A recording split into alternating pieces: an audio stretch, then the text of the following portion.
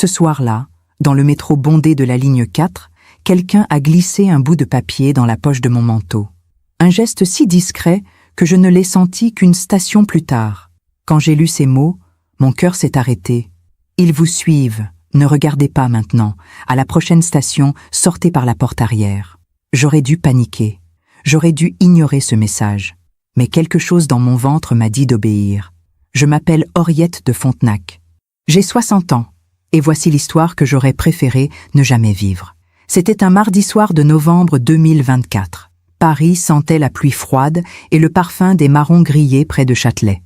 J'avais passé toute la journée au cabinet de Maître Delvaux, mon avocate, à réviser encore une fois les documents du procès. 30 ans, 30 années de pension alimentaire impayée. Des centaines de milliers d'euros que mon ex-mari, Octavien, me devait depuis notre divorce en 2010. Octavien de Montclair. Ce nom qui autrefois me faisait sourire me donnait désormais la nausée. Le métro était plein à craquer. Des corps serrés les uns contre les autres, l'odeur de laine mouillée, le bruit métallique des rails sous nos pieds. Je me tenais près de la porte, mon sac serré contre ma poitrine, comme je le faisais depuis des semaines. Depuis que j'avais commencé à sentir ce regard, cette présence. Au début, je me disais que c'était mon imagination. Une femme de 60 ans qui vit seule finit par voir des ombres partout. Mais il y avait eu ces coups de téléphone sans réponse, ces mêmes deux hommes que je croisais trop souvent près de mon immeuble, cette voiture noire garée en face de chez moi 3 soirs d'affilée. Maître Delvaux m'avait dit de ne pas m'inquiéter. Les hommes comme Octavien font toujours du bruit avant de perdre, m'avait-elle assuré en rangeant ses dossiers dans sa mallette en cuir. Il sait qu'il va perdre ce procès. Il essaie de vous faire peur. Mais la peur, justement, était bien réelle. Le métro s'est arrêté à Réaumur-Sébastopol. Des passagers sont descendus, d'autres sont montés. C'est à ce moment-là que j'ai senti quelque chose glisser dans la poche droite de mon manteau. Un frôlement si léger que j'ai d'abord cru à un accident. J'ai tourné la tête, mais il y avait trop de monde. Des visages fatigués, des regards perdus dans leur téléphone, personne qui ne me regardait. Le métro est reparti. Mon cœur battait plus vite que d'habitude. J'ai glissé ma main dans ma poche et j'ai senti le papier. Un petit rectangle plié en 4, le genre de papier qu'on arrache d'un carnet. Je l'ai sorti avec des doigts tremblants. L'écriture était nette, masculine, tracée au stylo bleu. Ils vous suivent. Ne regardez pas maintenant. À la prochaine station, sortez par la porte arrière. Faites-moi confiance. Mon sang s'est glacé. J'ai relevé les yeux. Autour de moi, les passagers continuaient leur vie. Une jeune femme écoutait de la musique, un homme en costume lisait Le Monde, un couple se disputait à voix basse. Personne ne me regardait. Mais quelqu'un, quelque part dans cette rame, venait de me dire que j'étais suivi. Et ce quelqu'un savait où j'allais descendre. Mon instinct me hurlait de descendre immédiatement, de courir, d'appeler la police. Mais une autre voix, plus calme, plus froide, me disait que si ce message disait vrai, descendre maintenant serait une erreur. Si quelqu'un me suivait vraiment, il me verrait paniquer. Il saurait que j'avais été prévenu. La station suivante était Strasbourg-Saint-Denis, ma station. Celle où je descendais tous les soirs depuis 3 mois, depuis que j'avais déménagé dans ce petit appartement du 10e arrondissement après avoir vendu notre ancienne maison de Neuilly. Notre maison. La maison qu'Octavien m'avait forcé à vendre pour partager équitablement les biens, comme il l'avait dit devant le juge. La maison où j'avais élevé nos 2 enfants, où j'avais organisé des dîners pour ses collègues, où j'avais attendu pendant des années qu'il rentre de ses voyages d'affaires. La maison qu'il avait récupérée, revendue, et dont il n'avait jamais partagé les bénéfices avec moi. Le métro ralentissait. Les lumières de la station apparaissaient derrière les vitres sales. Strasbourg-Saint-Denis. Mon cœur cognait si fort que j'entendais le sang battre dans mes oreilles. À la prochaine station, sortez par la porte arrière. J'ai regardé discrètement autour de moi. Il y avait 2 portes dans cette voiture.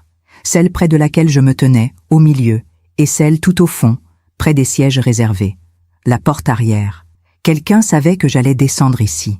Quelqu'un savait quelle porte j'utilisais d'habitude. Et quelqu'un d'autre savait que ce quelqu'un me suivait. Le métro s'est arrêté. Les portes se sont ouvertes avec un sifflement pneumatique. J'ai serré mon sac contre moi et j'ai commencé à marcher vers le fond de la rame. Mes jambes tremblaient. Je devais avoir l'air d'une vieille femme fragile, ce que je n'avais jamais voulu devenir. Mais ce soir-là, c'était exactement ce que j'étais. J'ai traversé la voiture en évitant de regarder les visages. Est-ce que l'un d'eux me suivait? Est-ce que l'un d'eux travaillait pour Octavien? Ce grand homme en blouson de cuir? Cette femme blonde au regard dur? Ce jeune en survêtement qui ne quittait pas son téléphone des yeux? Je suis descendu par la porte arrière juste avant qu'elle ne se referme. Le quai était bondé, comme toujours à cette heure. Des gens qui rentrèrent du travail, des touristes perdus, des musiciens qui installaient leurs instruments pour jouer dans les couloirs. J'ai attendu sur le quai, immobile, le cœur battant. Le métro est reparti dans un grondement métallique. Et c'est là que je les ai vus. 2 hommes, grands, larges d'épaules, habillés de manière trop élégante pour des passagers ordinaires du métro.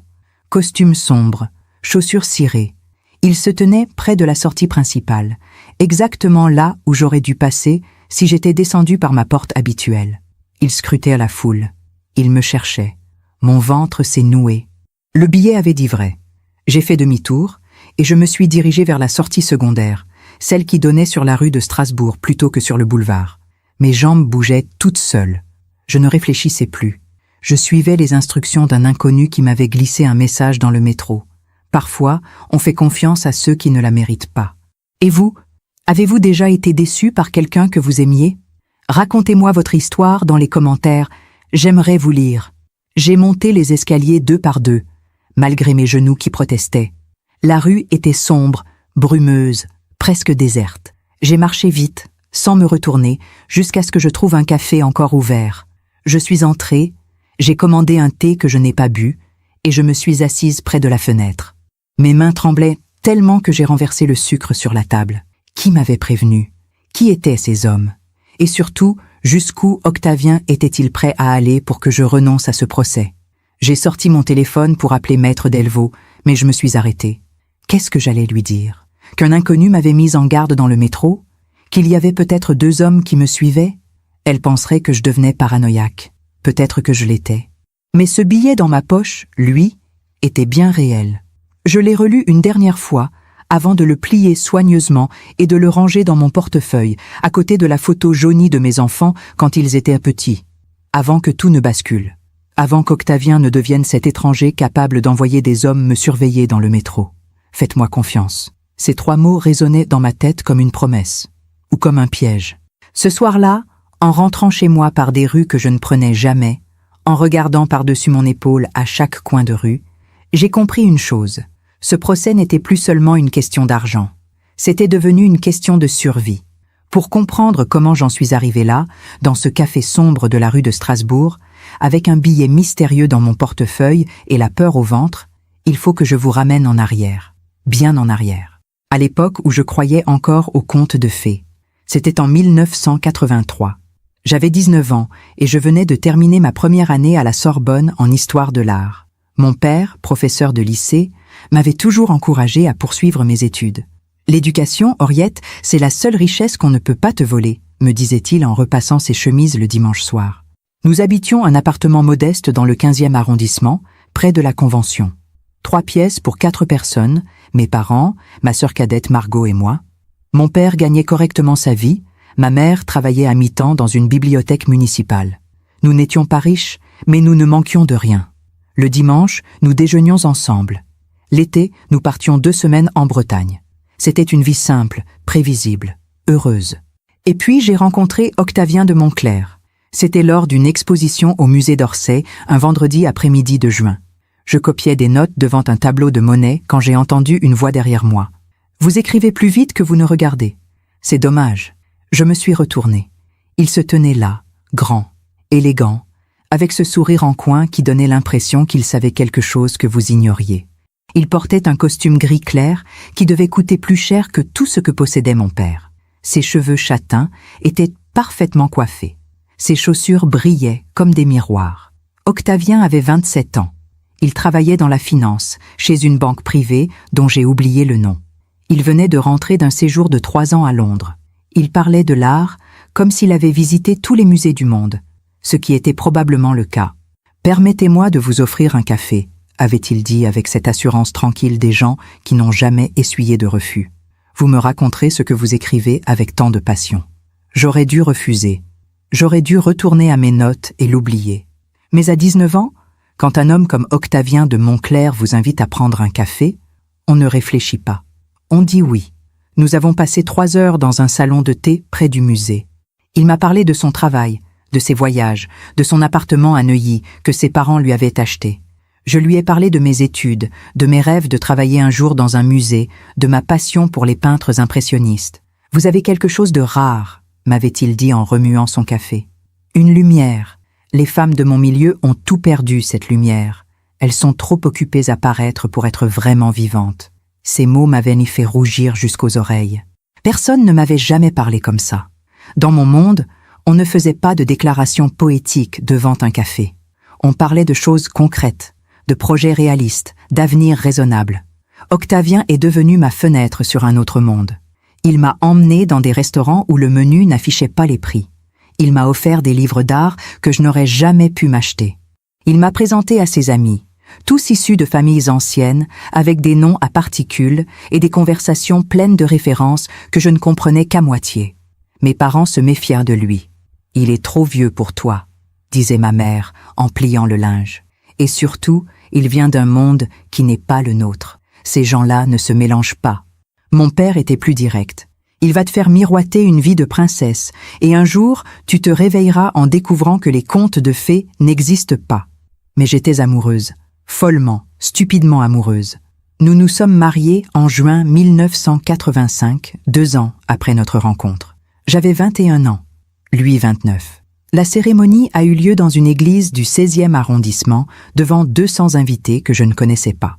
La mère d'Octavien, Hélène de Montclair, m'avait regardé ce jour-là comme on regarde une tache sur un tapis persan. « Elle est charmante, mon fils », avait-elle dit d'un ton qui signifiait exactement le contraire. J'espère qu'elle saura s'adapter à notre style de vie. Notre style de vie. Comme si épouser Octavien signifiait renoncer à la personne que j'étais. Au début, tout était magnifique. Nous habitions une maison à Neuilly-sur-Seine, une bâtisse du 19e siècle avec un jardin, des moulures au plafond et un escalier en marbre. Octavien partait tôt le matin et rentrait tard le soir, mais les week-ends, nous les passions ensemble. Nous allions au théâtre, nous recevions ses collègues, nous parlions de nos projets d'avenir. J'ai abandonné mes études la première année de notre mariage. Octavien m'avait convaincu que ce n'était pas nécessaire. « Tu n'auras jamais besoin de travailler ?» m'avait-il assuré en signant un chèque pour régler les frais de scolarité que je n'aurais plus. « Je gagne suffisamment pour nous deux. Concentre-toi sur notre foyer. » J'ai cru que c'était de l'amour. En réalité, c'était du contrôle. Notre première fille, Clémence, est née en 1987. Notre fils, Aurélien, en 1989. 2 enfants parfaits, avec les yeux de leur père et mon sourire. Je les ai élevés dans cette maison immense qui sentait toujours la cire d'abeille et les roses fraîches. Octavien gagnait de mieux en mieux sa vie. Il avait gravi les échelons rapidement, était devenu associé dans sa banque. Nous voyagions 3 fois par an. Suisse en hiver, Côte d'Azur en été, New York ou Londres au printemps. Nous avions une femme de ménage qui venait tous les jours, un jardinier 1 fois par semaine, une nounou pour aider avec les enfants. De l'extérieur, nous étions le couple parfait. La réussite incarnée, l'image même du bonheur bourgeois parisien. Mais à l'intérieur, quelque chose se fissurait lentement. Octavien rentrait de plus en plus tard. Il avait toujours une réunion, un dîner d'affaires, un client important à rencontrer. Les week-ends ensemble sont devenus rares, puis inexistants. Quand je lui demandais de passer plus de temps avec les enfants, il levait les yeux de son journal et me disait « C'est toi qui as voulu des enfants, Henriette. Moi, je travaille pour vous offrir cette vie. Ne me demande pas de tout faire. » J'ai commencé à me sentir seule dans cette grande maison. Seule avec mes 2 enfants, mon jardin trop bien entretenu, mes après-midi qui se ressemblaient tous. Je déjeunais avec d'autres épouses de banquiers ou d'avocats, des femmes élégantes qui parlèrent de leurs vacances et de leurs soucis domestiques avec le même détachement qu'on parle de la météo. Aucune d'entre elles ne semblait heureuse. Mais aucune ne l'aurait jamais admis. Pendant que je raconte tout cela, je me demande d'où vous m'écoutez. Écrivez le nom de votre ville en commentaire. En 1995, quand Clémence a eu 8 ans et Aurélien 6, j'ai proposé à Octavien de reprendre mes études. Juste quelques cours du soir, avais-je dit timidement pendant le dîner, pour m'occuper. Les enfants grandissent, j'ai du temps libre maintenant. Il avait posé sa fourchette et m'avait regardé avec ce sourire condescendant que je commençais à trop bien connaître. « Henriette, tu as 41 ans. À quoi bon retourner à l'université? Pour décrocher un diplôme que tu n'utiliseras jamais? Tu as tout ce dont une femme peut rêver. Profite de ta vie au lieu de chercher à la compliquer. » Cette conversation a duré moins de 3 minutes, mais elle m'a fait comprendre quelque chose d'important. Octavien ne voulait pas d'une épouse qui pense. Il voulait d'une épouse qui décore. J'ai continué ma vie. J'ai élevé mes enfants du mieux que j'ai pu. Je les ai accompagnés à l'école, aux activités sportives, aux goûters d'anniversaire. J'ai organisé des dîners pour les collègues d'Octavien, j'ai souri aux bonnes personnes, j'ai porté les bonnes robes. Mais à l'intérieur, je m'éteignais un peu plus chaque jour. Les années ont passé comme ça. Clémence est entrée au lycée, puis à Sciences Po. Aurélien a choisi une école de commerce. Ils devenaient des adultes, des étrangers polis qui rentraient à la maison pour les vacances et repartaient aussitôt. Et moi, je restais dans cette maison de Neuilly, avec un mari qui ne me regardait plus et des journées qui n'avaient plus de sens. C'est en 2008, j'avais 54 ans, que j'ai trouvé le premier indice. Un reçu de restaurant dans la poche du costume d'Octavien pour un dîner dans un établissement que nous ne fréquentions jamais. 2 couverts. Un montant que même lui trouvait excessif. J'aurais dû l'affronter ce jour-là. Mais j'ai préféré me taire, fermer les yeux, continuer à faire semblant. Parce que affronter la vérité signifiait affronter le vide de toutes ces années perdues. 2 ans plus tard, en 2010, Octavien est rentré un soir et m'a annoncé qu'il voulait divorcer. Pas d'explication, pas d'excuse, juste une phrase sèche prononcée dans le salon où nous avions passé 25 ans de notre vie. « Ce n'est plus possible, Henriette. Nous ne sommes plus heureux. Il est temps de tourner la page. » Il avait déjà tout organisé avec son avocat. La maison serait vendue, les biens partagés. Il me verserait une pension alimentaire pendant 5 ans, le temps que je me réorganise. 5 ans, après 25 ans de mariage. J'ai signé les papiers comme une somnambule. J'étais trop sonnée pour me battre, trop épuisée pour comprendre ce qui m'arrivait. C'est seulement des mois plus tard, quand je me suis retrouvée seule dans un appartement trop petit du 10e arrondissement, que j'ai réalisé l'ampleur de ce que je venais de perdre. Mon mari, ma maison, mon identité, et surtout, 30 années de ma vie que je ne récupérerai jamais. Après un divorce, on vous dit que le temps guérit tout. C'est un mensonge. Le temps ne guérit rien. Il vous apprend simplement à vivre avec la douleur, à ranger vos souvenirs dans des boîtes que vous n'ouvrez plus. Les premiers mois après le divorce ont été les plus difficiles de ma vie. J'avais 56 ans en 2010 et je me réveillais chaque matin dans cet appartement du 10e arrondissement en me demandant comment j'en étais arrivée là. L'appartement était petit, 2 pièces au 4e étage, sans ascenseur, avec une vue sur une cour intérieure où les pigeons se battaient pour des miettes de pain. Les murs étaient blancs, impersonnels, vides. Je n'avais emporté que quelques meubles de Neuilly. Mon lit, une commode, la table de la cuisine et 3 cartons de livres que je n'ouvrais jamais. Le reste était resté dans la maison. Octavien l'avait vendu 6 mois après notre séparation pour 1 800 000 €. La moitié me revenait, selon le jugement. 900 000 € qui auraient dû me permettre de recommencer ma vie. Sauf qu'Octavien n'a jamais versé cet argent. Au début, son avocat m'a expliqué que c'était une question de délais administratifs. La vente était compliquée. Les fonds étaient bloqués temporairement. Il fallait patienter quelques semaines, puis quelques mois, puis quelques années. En attendant, Octavien devait me verser une pension alimentaire mensuelle de 3 000 €. C'était écrit noir sur blanc dans le jugement de divorce. 3 000 € par mois pendant 5 ans pour me permettre de retrouver une autonomie financière. Le premier mois, j'ai reçu 1 500 €. Le deuxième mois, 1 000 €. Le troisième mois, rien du tout. J'ai appelé son avocat. Monsieur de Montclair traverse des difficultés financières temporaires, m'a-t-on répondu d'un ton glacial. Il réglera ses arriérés dès que possible. Des difficultés financières. Alors qu'il continuait à vivre dans un appartement de standing à Neuilly, à conduire une Mercedes, à partir en vacances à Saint-Barthélemy. J'ai essayé de le joindre directement. Il ne répondait jamais. J'ai envoyé des lettres recommandées. Elles revenaient avec la mention « Destinataire inconnu à cette adresse ». J'ai contacté mes enfants pour qu'ils lui parlent. Clémence m'a dit qu'elle ne voulait pas se mêler de nos affaires. Aurélien m'a demandé si j'étais vraiment obligée de harceler leur père pour de l'argent. Harceler. Comme si réclamer ce qui m'était dû légalement était une faute morale. Les 5 ans prévus par le jugement sont passés. 2010, 2011, 2012, 2013, 2014, 2015. 5 années pendant lesquelles j'ai survécu avec les quelques économies que j'avais réussi à mettre de côté pendant le mariage, avec l'aide occasionnelle de ma sœur Margot et avec la honte au ventre. Parce que c'est ça, la honte, quand on a 50 ans passés et qu'on doit demander de l'argent à sa famille pour payer son loyer. Quand on fait ses courses au Lidl du quartier et qu'on compte les euros devant la caisse. Quand on voit ses anciennes amies de Neuilly dans la rue et qu'on traverse pour les éviter. En 2015, j'avais 51 ans et je travaillais comme caissière dans une librairie près de République. 8 € de l'heure, 30 heures par semaine. C'était la première fois de ma vie que je touchais un salaire. J'aurais dû être fière. J'étais humiliée. Pas à cause du travail lui-même. Les livres m'ont toujours apaisée.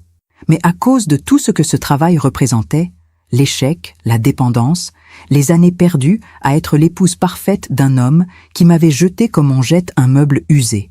Ma patronne, Madame Bertrand, était une femme sèche d'une 60aine d'années qui portait toujours le même chignon gris et les mêmes lunettes à monture rouge. Elle ne souriait jamais, mais elle était juste.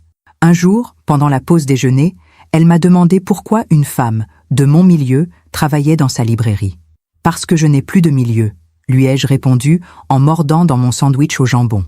Elle n'a pas insisté. Mais 2 semaines plus tard, elle m'a donné le numéro d'une avocate spécialisée dans les pensions alimentaires impayées. Ma nièce, avait-elle dit en écrivant le nom sur un post-it jaune.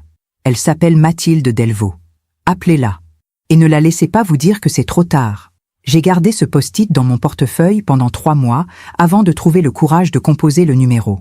Maître Mathilde Delvaux m'a reçu dans son cabinet près du palais de justice, un après-midi de novembre 2015. Elle avait une 40aine d'années, des cheveux courts coupés au carré, un tailleur impeccable et ce regard direct des gens qui ne perdent pas de temps en politesse inutile. Je lui ai raconté toute l'histoire. Le mariage, le divorce, les promesses non tenues, les 5 années de pension jamais versées, les 900 000 € de la vente de la maison que je n'avais jamais reçue. Elle prenait des notes sur un bloc jaune, sans lever les yeux. Quand j'ai eu terminé, elle a posé son stylo et m'a regardé droit dans les yeux. « Madame de Fontenac, votre ex-mari vous doit actuellement 180 000 € de pension alimentaire impayée, plus les 900 000 € de la vente, soit 1 080 000 € au total. Avec les intérêts de retard et les frais de justice, nous pouvons facilement atteindre 1 300 000 €. Ces chiffres m'ont coupé le souffle. 1 300 000 €. Une somme que je n'arrivais même pas à imaginer. Mais, avait-elle continué en croisant les mains sur son bureau, il faut que vous compreniez une chose.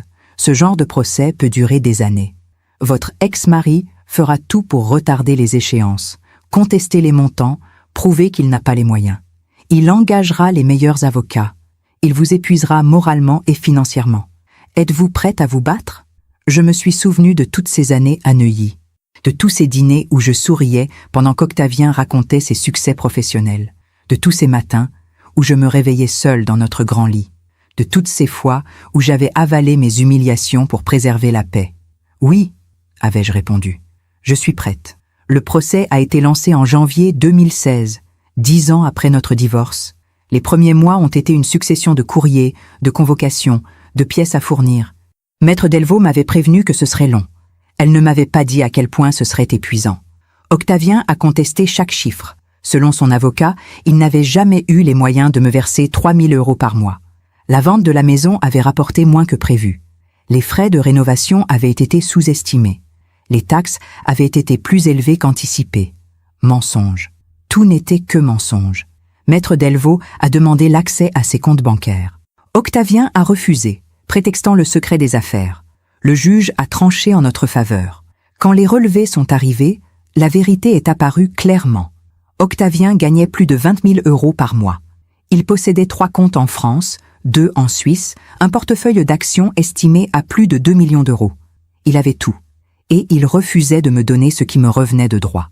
Les audiences se sont succédées.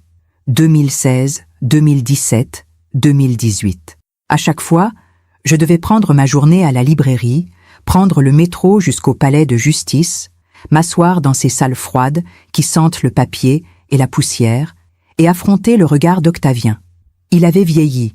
Ses cheveux châtains étaient maintenant complètement blancs. Des rides profondes creusaient son visage.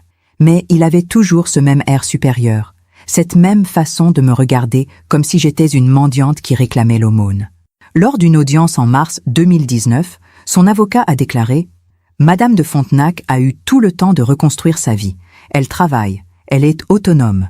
Pourquoi continuer à réclamer de l'argent à un homme qui a déjà tout donné pendant leur mariage? Je me demande encore si j'ai fait le bon choix. Et vous, qu'auriez-vous fait à ma place? J'ai failli me lever et crier. Tout donné? Il m'avait volé 30 ans de ma vie. Il m'avait promis une sécurité qu'il avait détruite. Il m'avait laissé seul, sans métier, sans diplôme, sans rien d'autre que des souvenirs amers et un loyer à payer. Mais je suis restée silencieuse, digne, parce que c'est tout ce qui me restait. Ma dignité. En 2020, la pandémie a tout ralenti. Les audiences ont été reportées, les délais rallongés.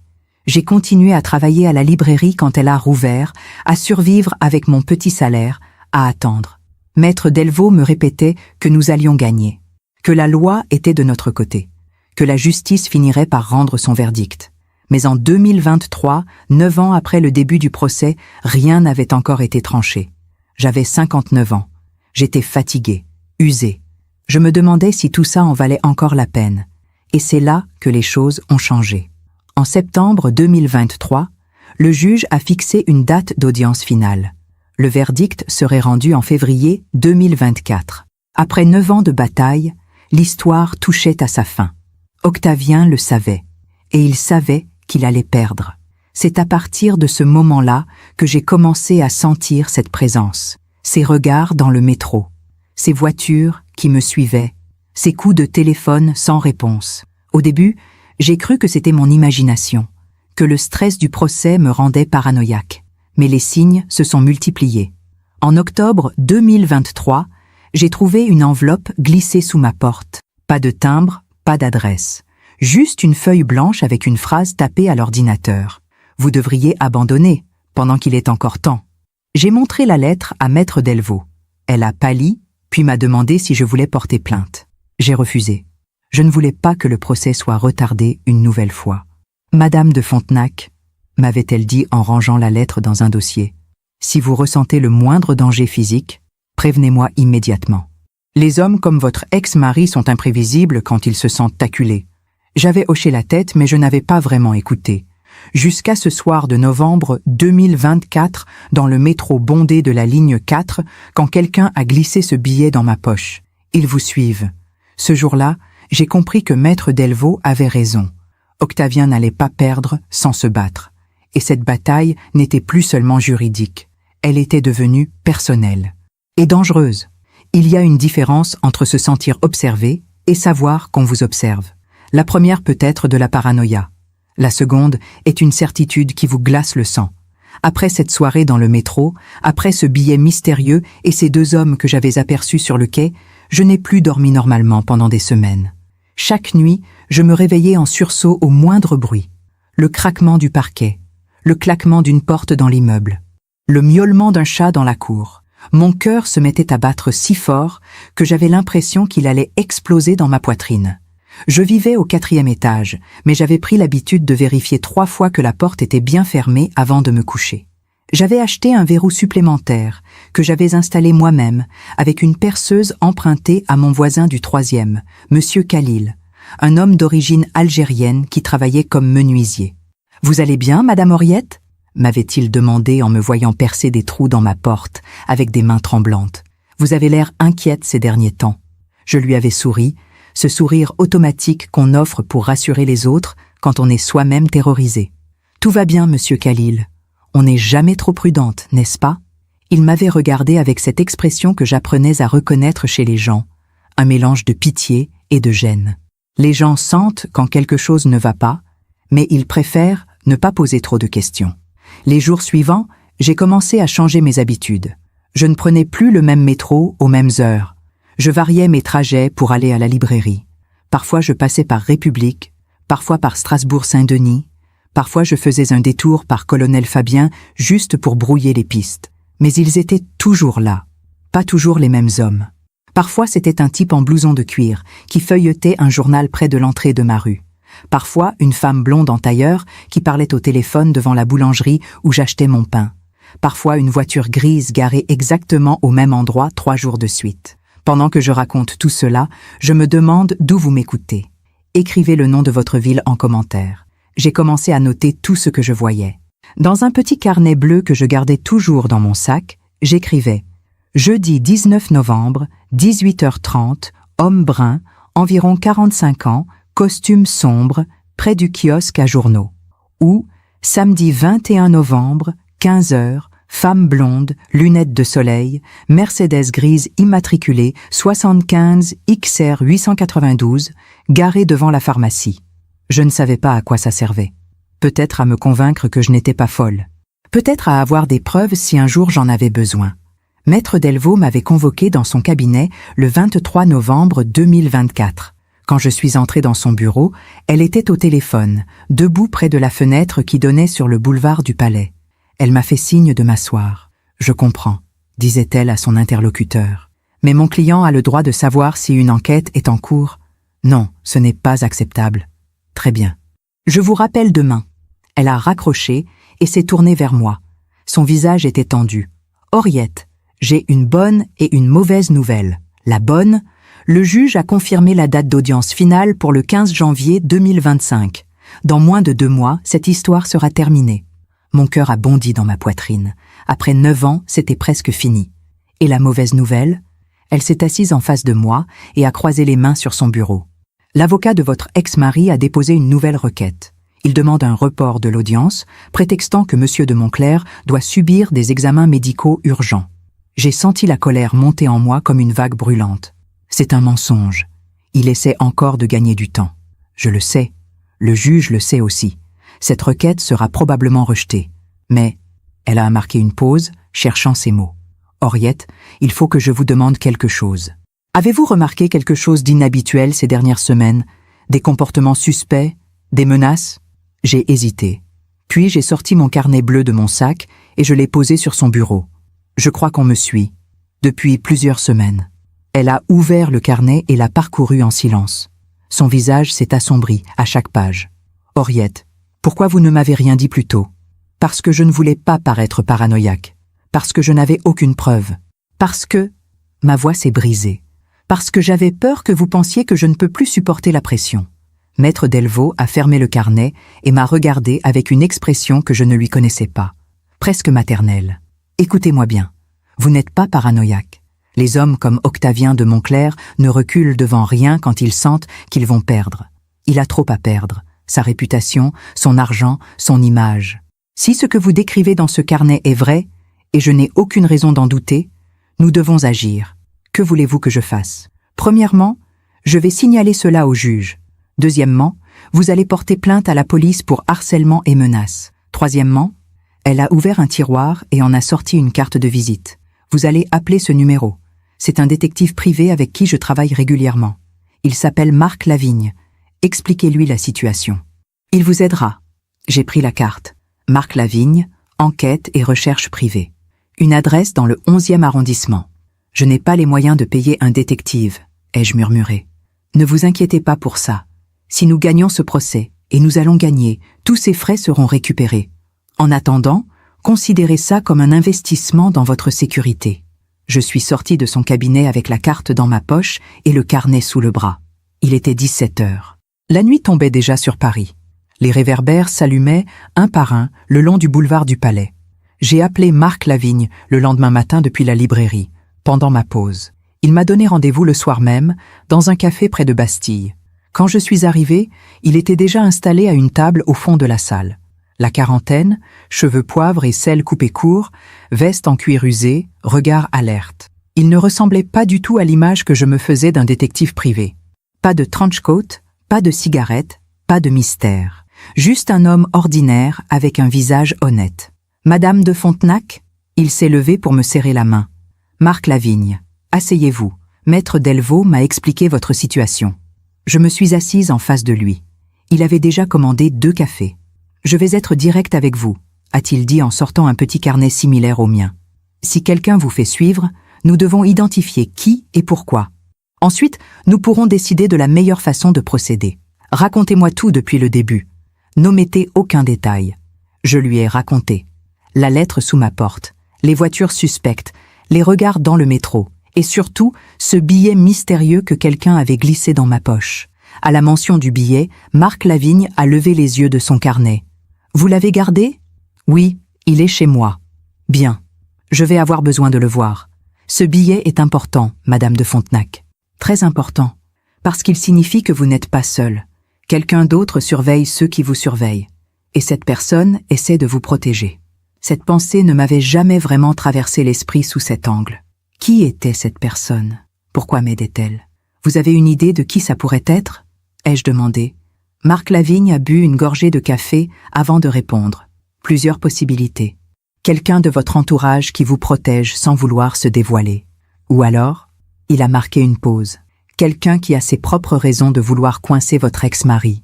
Quelqu'un qui utilise votre situation pour arriver à ses fins. Cette idée m'a glacé le sang. J'étais peut-être un pion dans un jeu que je ne comprenais pas. Les jours suivants, Marc Lavigne a commencé à me suivre discrètement pour identifier mes suiveurs. Il m'avait expliqué qu'il ne me contacterait pas directement pour ne pas éveiller les soupçons. Faites comme si de rien n'était, m'avait-il dit. Continuez votre routine normale. Je m'occupe du reste. Continuez ma routine normale. Facile à dire. Début décembre 2024, j'ai reçu un appel de Clémence, ma fille. Nous ne nous étions pas parlé depuis presque 6 mois. Sa voix était froide, distante, exactement comme celle de son père. « Maman, il faut qu'on parle. »« Je t'écoute, ma chérie. Papa m'a dit que tu continues avec ce procès ridicule, que tu réclames de l'argent qu'il n'a pas. Maman, quand est-ce que tu vas arrêter? Quand est-ce que tu vas enfin tourner la page ?» J'ai serré le téléphone si fort que mes jointures sont devenues blanches. « Clémence, ton père me doit plus d'1 million d'euros. Ce n'est pas ridicule, c'est la loi. »« La loi, la loi !» a-t-elle soupiré avec impatience. « Tu sais ce que les gens disent, qu'une femme de ton âge devrait avoir la dignité de ne pas mendier, que tu aurais dû refaire ta vie au lieu de t'accrocher au passé. » Ces mots m'ont frappé comme des gifles. Ma propre fille, mon propre sang. Qui te dit ces choses, Clémence? Ton père? Papa n'a rien à voir là-dedans. C'est moi qui te le dis. Aurélien pense la même chose, on en a parlé ensemble. Bien sûr. Octavien avait toujours été brillant pour monter les gens les uns contre les autres, pour se faire passer pour la victime alors qu'il était le bourreau. Clémence, un jour tu comprendras. Quand tu auras mon âge, quand tu regarderas en arrière et que tu verras toutes ces années pendant lesquelles tu t'es sacrifié pour une famille qui ne t'a jamais respecté, tu comprendras pourquoi je me bats. Elle a ri. Un rire sec, sans joie. Sacrifié? Maman, tu vivais dans une maison à Neuilly, tu avais tout. Et maintenant tu travailles dans une librairie et tu vis dans un appartement miteux. C'est ça, ton sacrifice? J'ai raccroché sans répondre, parce que je savais que si je parlais, j'allais dire des choses que je regretterais. Des choses qu'on ne peut jamais reprendre une fois qu'elles sont dites. J'ai pleuré ce soir-là, pas à cause de l'argent, pas à cause du procès, mais à cause de cette douleur particulière qu'on ressent quand on réalise qu'on a perdu ses enfants quelque part en chemin. Le lendemain, Marc Lavigne m'a appelé. J'ai identifié 2 de vos suiveurs, 2 hommes qui travaillent pour une agence de sécurité privée basée à la Défense. L'agence s'appelle Sentinelle Solutions. Et devinez qui est leur principal client? Mon cœur s'est arrêté. Octavien. Bingo! Votre ex-mari a engagé une société pour vous intimider. J'ai des photos, des enregistrements de leur communication. Ils ont reçu l'ordre de vous suivre, de vous faire peur, de vous pousser à abandonner le procès. Mais c'est illégal, non? Complètement illégal. Coercition, harcèlement, atteinte à la liberté. Avec ces preuves, Maître Delvaux peut demander l'arrestation immédiate de votre ex-mari. J'ai fermé les yeux. Enfin, j'avais des preuves. Marc, et le billet? Celui qu'on m'a glissé dans le métro? Vous savez qui l'a écrit? Il y a eu un silence à l'autre bout du fil. Pas encore. Mais je le saurai bientôt. Cette personne connaît les hommes de Sentinelle. Elle les suit depuis plus longtemps que moi. Quelqu'un qui a ses propres raisons d'être là. 2 jours plus tard, le 8 décembre 2024, j'ai reçu un 2e billet. Cette fois, il était glissé dans mon sac pendant que je travaillais à la librairie. Je ne l'ai découvert qu'en rentrant chez moi, caché entre les pages d'un livre que je transportais. L'écriture était la même. Le message différent. « Ils savent que vous parlez à un détective. Soyez prudente. Je veille. » Mon sang s'est glacé. Qui était cette personne? Comment savait-elle pour Marc Lavigne? Et surtout, si cette personne savait, est-ce que les hommes d'Octavien savaient aussi? Cette nuit-là, je n'ai pas fermé l'œil. J'étais assise dans mon lit, la lumière allumée, le téléphone à la main, prête à appeler la police au moindre bruit. Dehors, dans la cour, les pigeons se battaient pour des miettes. Et moi, dans mon petit appartement du 4e étage, je me battais pour ma vie. Il y a des moments dans la vie où tout bascule, où l'on comprend que le danger n'est plus une possibilité abstraite, mais une réalité concrète qui frappe à votre porte. Pour moi, ce moment est arrivé un jeudi matin glacial de décembre. Le 10 décembre 2024, je me suis réveillée avec la sensation que quelque chose n'allait pas. Une de ces intuitions viscérales qu'on ne peut pas expliquer mais qu'on ne peut pas ignorer non plus. Il était 6 heures du matin. Dehors, Paris était encore plongé dans l'obscurité. Je me suis levée, j'ai enfilé ma robe de chambre et je me suis approchée de la fenêtre. La cour intérieure était silencieuse, déserte, mais en bas, dans la rue, j'ai aperçu cette même voiture grise que j'avais notée dans mon carnet, garée exactement au même endroit que la veille et l'avant-veille. Sentinel Solutions, les hommes d'Octavien. J'ai préparé mon café en essayant de calmer les tremblements de mes mains. Marc Lavigne m'avait dit que Maître Delvaux allait transmettre toutes les preuves au juge dans les prochains jours, que bientôt, tout ça serait terminé, qu'il fallait juste tenir encore un peu, comme si c'était simple. Je devais être à la librairie à 9 heures. J'ai pris ma douche, je me suis habillée avec soin, un pantalon de laine gris, un pull noir, mon manteau beige que j'avais depuis 15 ans. J'ai bu mon café debout dans la cuisine, les yeux fixés sur l'horloge murale. 7h15, 7h30, 7h45. À 8 heures, j'ai quitté mon appartement. Dans l'escalier, j'ai croisé Monsieur Khalil qui descendait avec sa boîte à outils. « Bonjour, Madame Henriette, vous avez meilleure mine ce matin. » Je lui ai souri sans conviction. « Merci, Monsieur Khalil. Bonne journée. »« Faites attention à vous, » m'a-t-il dit en me tenant la porte de l'immeuble. Paris devient de plus en plus dangereux pour les femmes seules. Si seulement il savait à quel point il avait raison. J'ai marché jusqu'à la station de métro Strasbourg-Saint-Denis en gardant les yeux baissés. Je ne voulais pas voir si quelqu'un me suivait. Je ne voulais pas savoir. Je voulais juste arriver à la librairie, passer ma journée entre les livres et rentrer chez moi sans incident. Mais le destin en avait décidé autrement. Le métro était bondé comme toujours à cette heure. Je me suis faufilée jusqu'au milieu de la voiture, coincée entre un homme qui sentait la cigarette froide et une jeune femme qui écoutait de la musique tellement fort que j'entendais chaque mot de la chanson malgré ses écouteurs. C'est à Réaumur-Sébastopol que je l'ai senti. Un frôlement contre mon sac, si léger que j'aurais pu le manquer. Mais après ce qui s'était passé quelques semaines plus tôt, j'étais devenue hypersensible à ce genre de contact. J'ai glissé ma main dans la poche extérieure de mon sac. Mes doigts ont touché du papier. Un 3e billet. Mon cœur s'est mis à battre plus vite. Cette fois, je n'ai pas attendu. J'ai sorti le papier immédiatement et je l'ai déplié, là, au milieu de la foule. L'écriture était la même. Le message était différent. Ce soir, 20 heures, Café Le Voltaire, boulevard Saint-Germain. Venez seul. Il est temps que nous parlions. Un ami. J'ai relu le message 3 fois, incapable de déterminer si je devais être soulagée ou terrifiée. Un ami. Qui était cet ami? Et pourquoi maintenant? Le métro s'est arrêté à République. J'ai levé les yeux et j'ai scruté les visages autour de moi. Qui venait de glisser ce billet dans mon sac? L'homme en costume près de la porte? La femme aux cheveux gris qui lisait un journal? Le jeune homme en survêtement qui fixait son téléphone? Tous ces visages anonymes. N'importe lequel d'entre eux aurait pu être mon mystérieux protecteur. Ou mon prochain danger. La journée à la librairie a été interminable. Je classais des livres mécaniquement, répondais aux clients avec un sourire automatique, mais mon esprit était ailleurs, au Café Le Voltaire. À 20 heures. Venez seul. Est-ce que je devais y aller?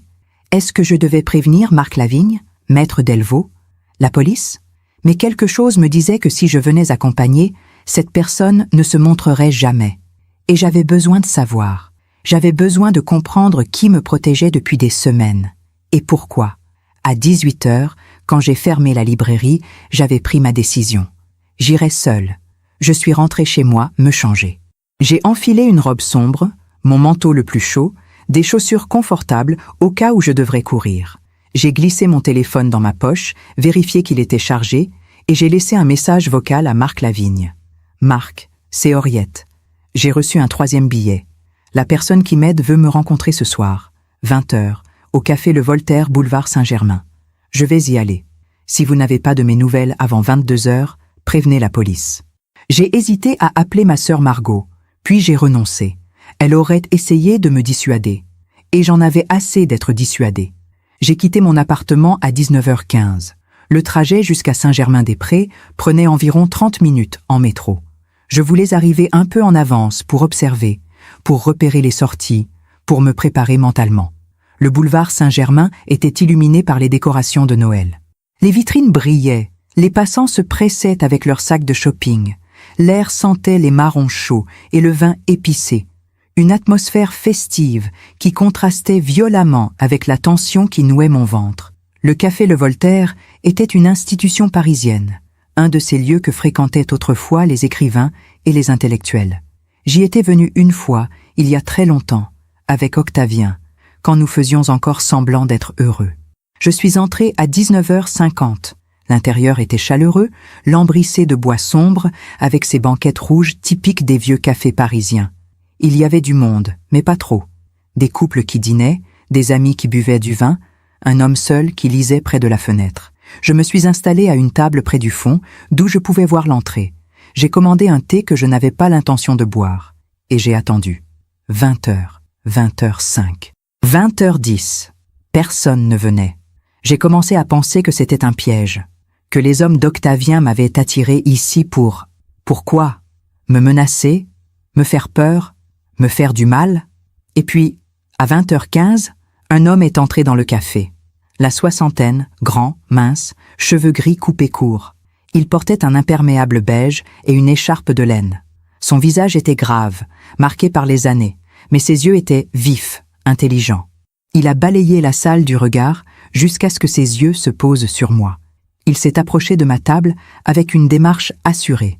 Madame de Fontenac? Sa voix était calme, posée, avec un léger accent du Sud que je n'arrivais pas à situer précisément. « Oui » ai-je murmuré, la gorge serrée. « Je suis désolé du retard. Je devais m'assurer que vous n'étiez pas suivi. » Il a tiré la chaise en face de moi et s'est assis. « Je m'appelle Thomas Garnier, et je suis celui qui vous a écrit ces billets. » J'ai scruté son visage, cherchant des indices, des signes, quelque chose qui me dirait si je pouvais lui faire confiance. « Pourquoi? Pourquoi m'aidez-vous » Il a commandé un café au serveur qui passait, puis il s'est tourné vers moi. « Parce que nous avons un ennemi commun, Madame de Fontenac, Octavien de Montclair. » Ces mots ont résonné dans ma tête comme un gong. « Vous le connaissez ? » Je le connais très bien. Il a marqué une pause, comme s'il pesait chaque mot. Il y a 15 ans, j'étais cadre supérieur dans la même banque que lui. Nous travaillions sur les mêmes dossiers. Nous étions, disons, des collègues, jusqu'à ce qu'il décide de me détruire. Son regard s'est assombri. En 2009, j'ai découvert qu'Octavien manipulait les comptes de certains clients pour s'enrichir personnellement. Des montages financiers complexes, des transferts vers des comptes offshore. J'ai rassemblé des preuves. J'allais les présenter à la direction. Je me demande encore si j'ai fait le bon choix. Et vous, qu'auriez-vous fait à ma place? Que s'est-il passé? Thomas Garnier a souri amèrement. Octavien l'a appris. Il a agi plus vite que moi. Il m'a accusé d'être celui qui détournait des fonds. Il a fabriqué de fausses preuves, manipulé des documents, corrompu des témoins. En 3 mois, j'ai perdu mon emploi, ma réputation et presque ma famille. Ma femme est partie avec nos 2 enfants. J'ai été poursuivi en justice. J'ai tout perdu. Mon Dieu, ai-je murmuré. J'ai passé 5 ans à me battre pour prouver mon innocence. J'ai finalement été blanchi en 2014, mais le mal était fait. Je n'ai jamais retrouvé de travail dans la finance. Ma carrière était terminée. Et pendant tout ce temps, Octavien continuait à grimper, à s'enrichir, à vivre comme un roi. Il a bu une gorgée de son café avant de continuer. Quand j'ai appris que vous le poursuiviez en justice pour pension alimentaire impayée, j'ai commencé à m'intéresser à votre affaire. J'ai suivi le procès. Et quand j'ai remarqué que des hommes de Sentinelle Solutions vous surveillaient, j'ai compris qu'Octavien utilisait les mêmes méthodes qu'avec moi. L'intimidation, la menace, la peur. Vous me suivez depuis combien de temps? Depuis septembre 2023, depuis que vous avez reçu cette première lettre anonyme sous votre porte. J'ai frissonné. Cet homme me suivait depuis plus d'1 an. Pourquoi ne pas être venu me parler plus tôt? Parce que je n'avais pas assez de preuves. Mais maintenant, Il a sorti une enveloppe épaisse de la poche intérieure de son imperméable et l'a posée sur la table. Maintenant, j'ai tout ce qu'il faut pour détruire Octavien de Montclair. Des enregistrements des conversations entre lui et les hommes de Sentinelle. Des transferts d'argent prouvant qu'il les a payés pour vous intimider. Des emails où il donne des instructions précises sur la façon de vous faire peur. Mon cœur battait si fort que j'avais l'impression qu'il allait exploser. Vous voulez dire que vous avez des preuves qu'Octavien a organisé tout ça? Plus que des preuves, Madame de Fontenac. J'ai de quoi l'envoyer en prison pour plusieurs années. Coercition, harcèlement criminel, entrave à la justice. Avec ça, votre avocat peut non seulement gagner le procès civil, mais aussi porter plainte au pénal. J'ai regardé l'enveloppe comme si c'était une bombe. Pourquoi me donnez-vous ça? Qu'est-ce que vous voulez en échange? Thomas Garnier a souri. Un sourire triste, fatigué. Je ne veux rien, Madame de Fontenac. J'ai déjà tout perdu. Ma carrière, ma famille, 15 années de ma vie. Tout ce que je veux, c'est voir Octavien payer pour ce qu'il a fait. À moi, à vous, à tous ceux qu'il a manipulés et détruits. Il s'est levé, laissant l'enveloppe sur la table. Donnez ça à votre avocat. Dites-lui que je suis prêt à témoigner au procès.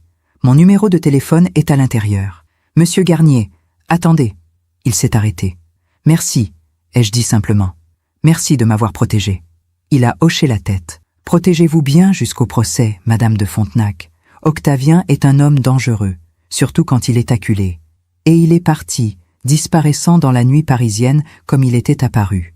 Je suis restée assise là pendant de longues minutes, l'enveloppe devant moi, incapable de bouger.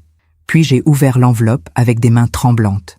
À l'intérieur, il y avait des dizaines de pages, des transcriptions d'enregistrements, des captures d'écran d'email, des relevés bancaires. Tout était là, noir sur blanc. La preuve qu'Octavien de Montclair avait essayé de me briser, et la preuve qu'il allait enfin payer. Ce soir-là, en rentrant chez moi, j'ai serré l'enveloppe contre ma poitrine comme un trésor. Pour la première fois depuis des mois, je n'avais plus peur. J'avais de l'espoir. Il y a une différence entre posséder des preuves et savoir comment les utiliser. Thomas Garnier m'avait donné les armes. Il était temps d'apprendre à m'en servir. Le lendemain matin, 11 décembre 2024, j'étais dans le cabinet de Maître Delvaux avant même qu'elle n'arrive. La secrétaire m'a regardé avec surprise quand je me suis présentée à 8h30. « Madame de Fontenac, vous n'avez pas rendez-vous aujourd'hui. Je sais, mais c'est urgent. Très urgent. » Maître Delvaux est arrivé 15 minutes plus tard, son manteau encore humide de pluie. Quand elle m'a vue dans la salle d'attente, elle a immédiatement compris que quelque chose avait changé. « Henriette, que se passe-t-il » J'ai sorti l'enveloppe de Thomas Garnier. J'ai rencontré mon protecteur hier soir, et il m'a donné ça. Nous sommes entrés dans son bureau. Pendant 1 heure, Maître Delvaux a étudié chaque document, chaque enregistrement, chaque preuve. Son visage restait impassible, mais je voyais ses mâchoires se crisper à chaque page. Quand elle a terminé, elle a levé les yeux vers moi. « Henriette, avec ça, nous ne faisons pas que gagner le procès. Nous envoyons Octavien en prison. » Mon cœur a bondi.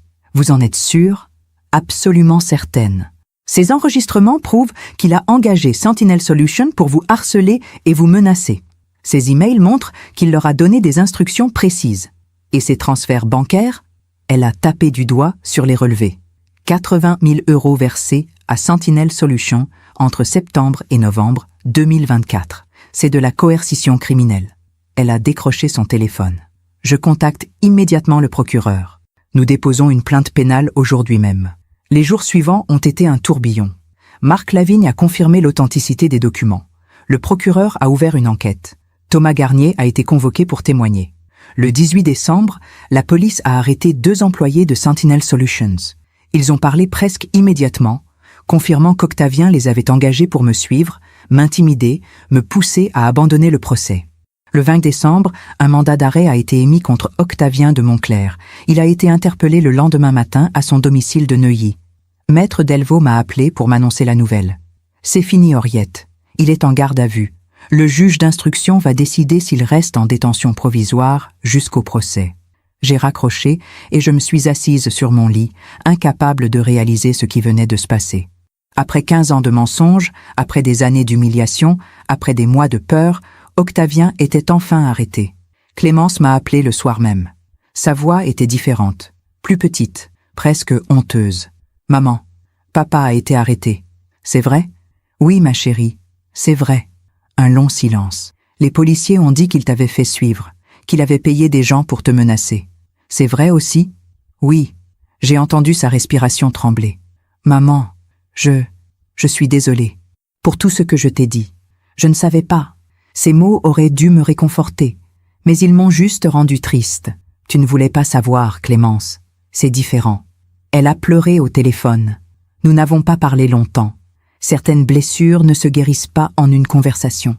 Le procès civil a été maintenu pour le 15 janvier 2025. Mais maintenant, avec les accusations criminelles, tout avait changé. L'avocat d'Octavien a essayé de négocier un accord à l'amiable. Maître Delvaux a refusé. « Nous allons jusqu'au bout », m'avait-elle dit. « Il doit payer chaque euro qu'il vous doit. » Noël est passé dans une étrange atmosphère. Ma sœur Margot est venue dîner avec moi dans mon petit appartement. Elle a apporté du champagne que nous avons bu en silence, regardant les lumières de Paris par la fenêtre. « Tu as gagné », m'a-t-elle dit en levant son verre. Mais je ne me sentais pas victorieuse, juste épuisée. Le 15 janvier 2025 est arrivé comme un matin ordinaire. Mais pour moi, c'était le jour où 15 années de combat allaient enfin trouver leur conclusion. Je me suis réveillée à 5 heures du matin, incapable de dormir plus longtemps. Par la fenêtre, Paris s'était encore plongé dans l'obscurité hivernale. J'ai préparé du café, j'ai pris une douche, j'ai choisi mes vêtements avec soin. Un tailleur marine que j'avais acheté spécialement pour l'occasion, des chaussures simples mais élégantes. Je voulais avoir l'air digne, forte, même si à l'intérieur, j'étais terrifiée. Margot est venue me chercher à 8 heures. « Tu es prête ?» m'a-t-elle demandé en me serrant dans ses bras. Je ne sais pas. On n'est jamais vraiment prête pour ce genre de moment. Le palais de justice était imposant sous le ciel gris de janvier. Maître Delvaux nous attendait sur les marches, impeccable dans son tailleur noir, sa mallette à la main. « Henriette, aujourd'hui nous mettons fin à cette histoire. Êtes-vous prête à affronter Octavien une dernière fois ?» J'ai hoché la tête, incapable de parler. La salle d'audience était sobre, austère, avec ses boiseries sombres typiques des tribunaux français. Il y avait déjà du monde, des avocats, des greffiers, quelques journalistes qui s'étaient intéressés à l'affaire depuis l'arrestation d'Octavien. Et puis, je l'ai vu. Octavien était assis au fond de la salle, encadré par son avocat. Il avait maigri. Ses cheveux blancs semblaient plus clairsemés. Son costume, autrefois impeccable, paraissait légèrement froissé. Pour la première fois depuis que je le connaissais, il avait l'air vulnérable. Nos regards se sont croisés une seconde. J'ai cru voir quelque chose dans ses yeux. Du regret, de la honte ou simplement de la résignation. Le juge est entré. Nous nous sommes tous levés. L'audience a duré 3 heures. Maître Delvaux a présenté tous les documents. Les relevés bancaires prouvant les pensions jamais versées, les contrats de vente de la maison, les preuves du harcèlement, les témoignages de Thomas Garnier et de Marc Lavigne. L'avocat d'Octavien a essayé de défendre son client, mais chaque argument sonnait creux face à l'accumulation de preuves. À 13 heures, le juge s'est retiré pour délibérer. Nous avons attendu dans le couloir, Margot tenant ma main, Maître Delvaux vérifiant ses notes une dernière fois. Thomas Garnier était là aussi, assis seul sur un banc. Je me suis approché de lui. « Monsieur Garnier, merci d'être venu témoigner. » Il a souri tristement. « C'était la moindre des choses, Madame de Fontenac. Aujourd'hui, nous obtenons tous les deux notre justice. À 14h30, nous avons été rappelés dans la salle. Le juge a commencé à lire son verdict. Sa voix était claire, posée, sans émotion. Considérant les éléments du dossier, considérant les preuves présentées, considérant les témoignages recueillis, la Cour condamne M. Octavien de Montclerc à verser à Mme Henriette de Fontenac la somme totale de 1 450 000 €, comprenant les arriérés de pension alimentaire, la part de la vente de la propriété commune, les intérêts de retard et les dommages et intérêts pour préjudice moral. Mon cœur s'est arrêté. 1 450 000 €. Le juge a continué. De plus, M. de Montclerc devra faire face séparément aux accusations criminelles de coercition et de harcèlement criminel, pour lesquelles un procès pénal distinct sera organisé. C'était fini. Après 15 ans, c'était vraiment fini.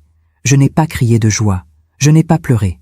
Je suis restée assise, les mains tremblantes, essayant de réaliser que je venais de gagner. En sortant du tribunal, les journalistes se sont précipités vers nous. Maître Delvaux a fait une brève déclaration. professionnelle et mesurée. Moi, je n'ai rien dit. Je n'avais plus de mots.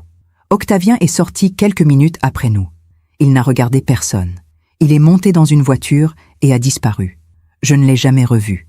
La victoire, je l'ai appris, ne ressemble jamais à ce qu'on imagine. On croit qu'elle apportera la paix. En réalité, elle laisse juste un vide immense là où se trouvait la guerre. Les semaines qui ont suivi le verdict ont été étranges. J'avais gagné 1 450 000 €, mais l'argent n'était pas encore versé. Les avocats d'Octavien avaient fait appel, ce qui était prévisible selon Maître Delvaux. Nous gagnerons en appel aussi, m'avait-elle assuré, mais ça prendra encore quelques mois. Quelques mois. Après 15 ans, qu'est-ce que quelques mois de plus? Le procès pénal d'Octavien a eu lieu en février 2025. Cette fois, je n'y suis pas allé. Je n'avais plus la force de le regarder en face. Thomas Garnier y est allé pour témoigner. Il m'a appelé le soir du verdict. 3 ans de prison ferme, m'a-t-il annoncé. Plus une interdiction d'exercer dans la finance. Sa carrière est terminée. J'aurais dû ressentir de la satisfaction, de la joie même. Mais tout ce que je ressentais, c'était de la fatigue. Monsieur Garnier, est-ce que ça vous a aidé de le voir condamné? Il y a eu un long silence. Non, Madame de Fontenac, ça ne m'a pas rendu les 15 années que j'ai perdues. Mais au moins, je peux dormir la nuit maintenant. Et vous?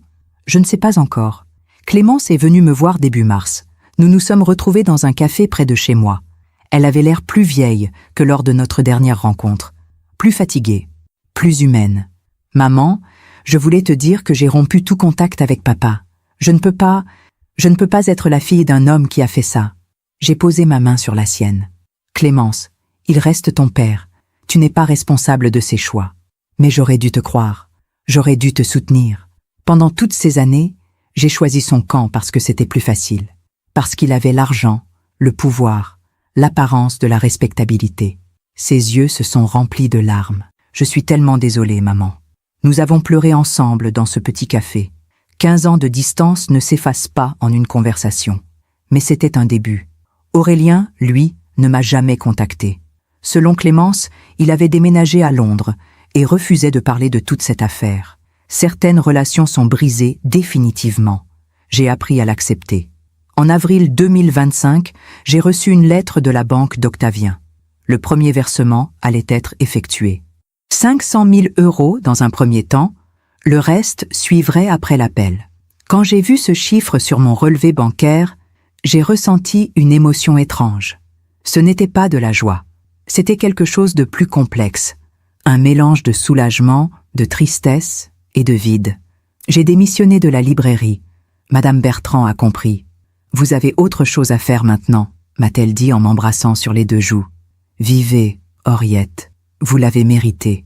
Vivre. » Mais comment vit-on après 15 ans passés à se battre? Comment remplit-on ses journées quand il n'y a plus d'ennemis à affronter?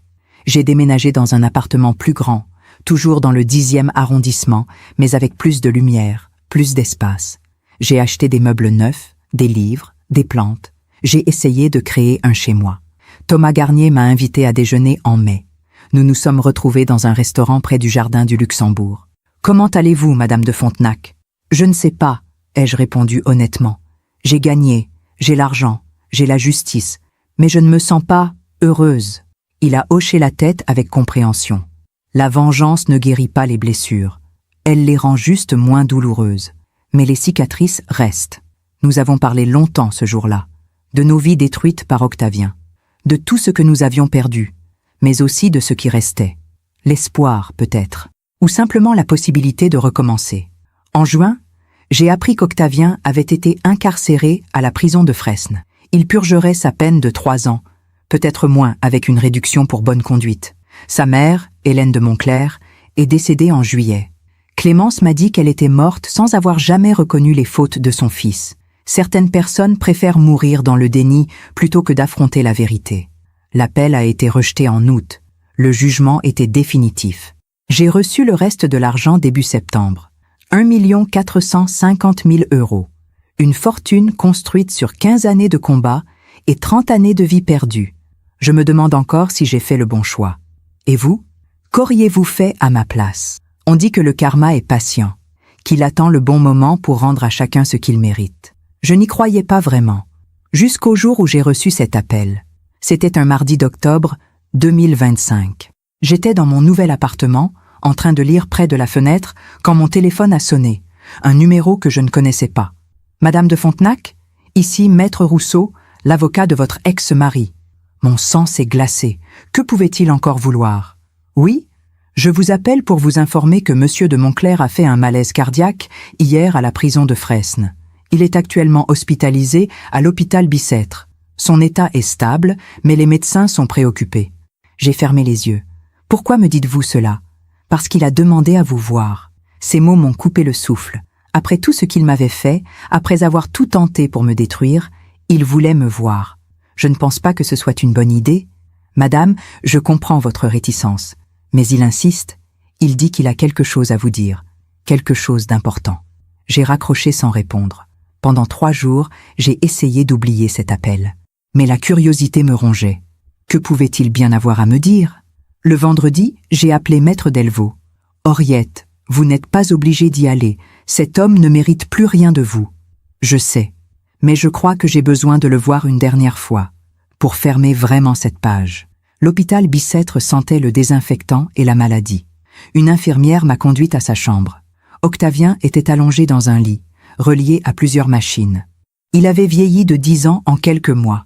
Son visage était gris, émacié. Ses mains tremblaient légèrement. Quand il m'a vu entrer, ses yeux se sont remplis de larmes. « Henriette, tu es venue. » Je suis resté debout près de la porte, gardant mes distances. « Qu'est-ce que tu veux, Octavien ?» Il a fermé les yeux un instant, comme pour rassembler son courage. « Je veux te demander pardon. » Ces mots ont résonné dans la chambre silencieuse. Je ne m'attendais pas à ça. Pardon pourquoi exactement? Pour m'avoir volé 30 ans de ma vie? Pour m'avoir laissé sans ressources? Pour avoir envoyé des hommes me menacer? Pour tout, a-t-il murmuré. Pour chaque mensonge, chaque humiliation, chaque souffrance que je t'ai infligée. J'étais un monstre, Henriette. Et le pire, c'est que je le savais. Mais j'étais tellement obsédé par mon image, mon argent, mon pouvoir, que je ne voyais plus les êtres humains autour de moi. Il a toussé, grimaçant de douleur. Ici, en prison, puis dans cet hôpital, j'ai eu beaucoup de temps pour réfléchir. J'ai tout perdu. Ma carrière, ma réputation, ma liberté, mes enfants. Clémence ne me parle plus. Aurélien a honte de porter mon nom. Et je mérite tout ça. J'ai croisé les bras. Si tu penses que des excuses vont effacer 15 ans de combat, tu te trompes. Je ne cherche pas ton pardon, Henriette. Je sais que je ne le mérite pas. Je voulais juste que tu saches que tu avais raison. Surtout. Et que si je pouvais revenir en arrière, si je pouvais recommencer, je ferais tout différemment. J'ai regardé cet homme qui avait été mon mari pendant 25 ans. Cet homme que j'avais aimé, qui m'avait détruite, qui avait essayé de me briser. Et tout ce que je ressentais maintenant, c'était de la pitié. La vie t'a rendu ce que tu lui as donné, Octavien. Tu as semé la cruauté, tu récoltes la solitude. Tu as volé des années aux autres. Maintenant, c'est la prison qui te vole les tiennes. Il a hoché la tête lentement. Je sais. Et c'est exactement ce que je mérite. Je me suis dirigé vers la porte, puis je me suis arrêté. J'espère que tu utiliseras le temps qui te reste pour devenir un meilleur homme. Pas pour moi, pas pour nos enfants, mais pour toi. Je suis parti sans me retourner. Dans le couloir de l'hôpital, j'ai croisé une femme d'une 50aine d'années qui attendait, les yeux rouges. Elle tenait un sac avec des affaires. « Vous êtes Madame de Fontenac ?» m'a-t-elle demandé timidement. « Oui, je suis Nathalie, la compagne d'Octavien, depuis 3 ans. »« Ah, donc il y avait bien quelqu'un d'autre pendant notre mariage. Il m'a traité comme il vous a traité, » a-t-elle continué, sa voix tremblante. « Quand il a été arrêté, j'ai découvert qu'il m'avait volé l'argent que ma mère m'avait laissé, plus de 100 000 €. Je voulais juste vous dire merci. Grâce à vous, j'ai trouvé le courage de porter plainte aussi. » Elle m'avait traité de folle. Des années plus tard, j'ai retrouvé ce même regard vide dans un couloir d'hôpital. La vie finit toujours par rendre ce qu'on lui donne. Je l'ai serré dans mes bras. Battez-vous, n'abandonnez jamais. Vous méritez justice autant que moi. En sortant de l'hôpital, j'ai appelé Thomas Garnier. Vous aviez raison, le karma existe vraiment. Il a ri doucement. Je vous l'avais dit. Les hommes comme Octavien finissent toujours seuls, malades et remplis de regrets. C'est la loi naturelle. Ce soir-là, j'ai dîné seul dans mon appartement. Mais pour la première fois depuis des années, je me sentais vraiment en paix. Non pas parce qu'Octavien souffrait, mais parce que j'avais enfin compris quelque chose d'essentiel. La vraie justice n'est pas dans la vengeance. Elle est dans la capacité à continuer sa vie avec dignité pendant que ceux qui vous ont fait du mal s'effondrent sous le poids de leurs propres choix. Si mon histoire aide ne serait-ce qu'une femme à ouvrir les yeux, alors tout cela aura eu un sens. Nous sommes maintenant en décembre 2025. J'ai 61 ans. Mon appartement sent le café et les livres neufs. Par la fenêtre, je vois les toits de Paris couverts de givre. Il y a 1 an, j'attendais terrifié dans un métro bondé. Un billet mystérieux dans ma poche. Aujourd'hui, je bois mon thé tranquillement en écoutant la radio. Qu'est-ce qui a changé? Tout. Et rien. L'argent est arrivé. J'ai acheté cet appartement, j'ai aidé financièrement Clémence, qui voulait ouvrir son propre cabinet d'architecture. Nous déjeunons ensemble tous les 15 jours maintenant. Nous réapprenons à nous connaître. C'est lent, parfois maladroit, mais c'est réel. Aurélien ne m'a toujours pas contacté. J'ai appris par Clémence qu'il s'était marié à Londres. Je ne le reverrai peut-être jamais. Certaines pertes sont définitives. J'ai fait mon deuil. Thomas Garnier est devenu un ami précieux. Nous nous voyons régulièrement. 2 survivants qui se comprennent sans avoir besoin de s'expliquer. Il a ouvert une petite librairie dans le Marais. Pour recommencer, m'a-t-il dit. Mais cette fois, en faisant quelque chose qui a du sens. Octavien a été libéré de prison en novembre pour raison médicale. Son cœur est trop faible. Il vit maintenant dans une maison médicalisée en banlieue, seul. Selon Maître Delvaux, il a vendu tous ses biens pour payer ses dettes et les dédommagements. Je n'ai plus jamais cherché à le revoir. L'autre jour, j'ai retrouvé cette photo jaunie que je gardais dans mon portefeuille. Mes enfants quand ils étaient petits, avant que tout ne bascule. Je l'ai encadrée et je l'ai accrochée dans mon salon. Pas par nostalgie, mais comme un rappel que même dans les moments les plus sombres, il y a eu de la lumière. J'ai 61 ans. J'ai perdu 30 ans de ma vie dans un mariage qui m'a détruite. J'ai passé 15 ans à me battre pour récupérer ce qui m'appartenait. Mais j'ai aussi appris quelque chose d'essentiel. On ne peut pas récupérer le temps perdu. Mais on peut décider de ce qu'on fait du temps qui reste. J'ai commencé à donner des cours d'histoire de l'art dans une association du quartier. Les mêmes rêves que j'avais à 19 ans, avant de rencontrer Octavien. Ils étaient toujours là, endormis, mais pas morts. Je pense souvent aux femmes qui vivent ce que j'ai vécu, celles qui se réveillent un jour et réalisent qu'elles ont disparu dans le mariage, celles qui ont peur de partir parce qu'elles ne savent pas comment survivre seules, celles qui pensent qu'il est trop tard pour recommencer. Je voudrais leur dire quelque chose de simple, il n'est jamais trop tard. À 56 ans, j'ai travaillé comme caissière pour la première fois de ma vie. À 60 ans, j'ai affronté des hommes qui me suivaient dans le métro. À 61 ans, je recommence enfin à vivre. L'âge n'est pas une limite, c'est juste un chiffre. La dignité, elle, n'a pas d'âge.